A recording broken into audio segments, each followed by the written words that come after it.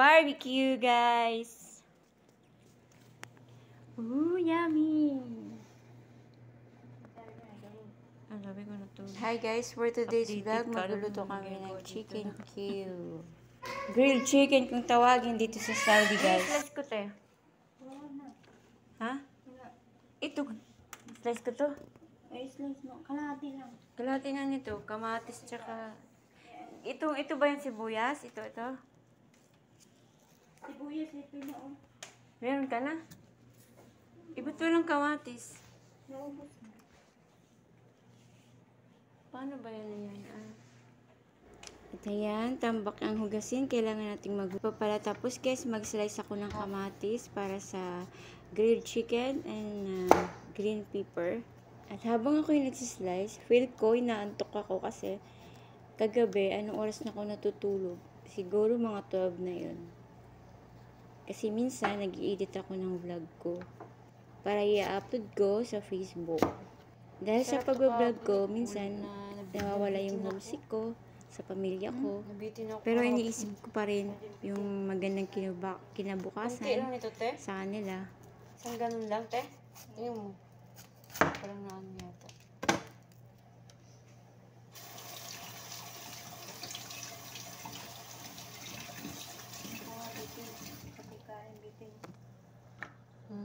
Ayan, tapos na guys sa paglagay sa stick yung chicken. Mga ricados habang tapos na sa paglalagay ng chicken sa stick. Ang kumot ko naman, kailangan kong laban kasi medyo mabaho na. Charot.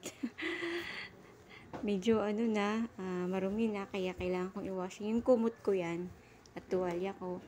Habang yung kasama ko, niluluto yung grilled chicken. Ang pagtatrabaho dito sa Saudi, kailangan masipag ka. Kasi hindi naman talaga as in mahirap yung trabaho.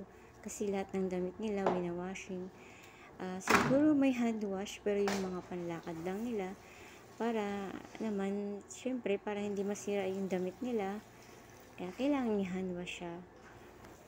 Yung damit na yan, kaya ko hinihila. Kasi dapat talaga, may dryer kami. Pero, syempre, kailangan magtipid sa kuryente. Medyo mainit naman sa labas. Kaya ang ginagawa namin, binibilad namin yan sa labas. Ayan, nakahandusay yung mga damit. Isa-isa namin binubuklat, tapos binibilad ng ganyan. Kasi wala kaming mga hanger na sampayan na ganun.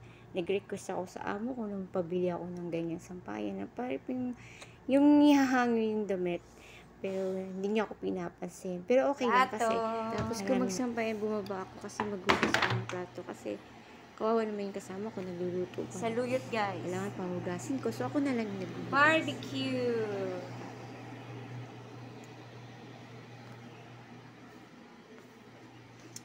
Rice.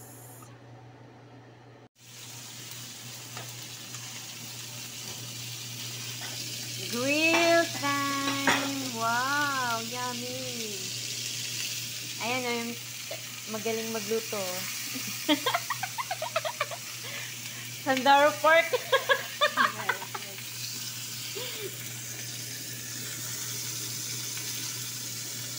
Sarap!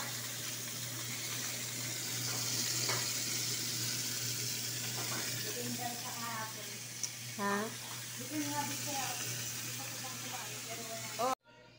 Ayan, luto na guys ang aming grilled chicken. Ang sarap naman. Gusto ko na kumain. Nakakagutom pa ganito. Inihaw na manok. By the way guys, thank you for watching my videos.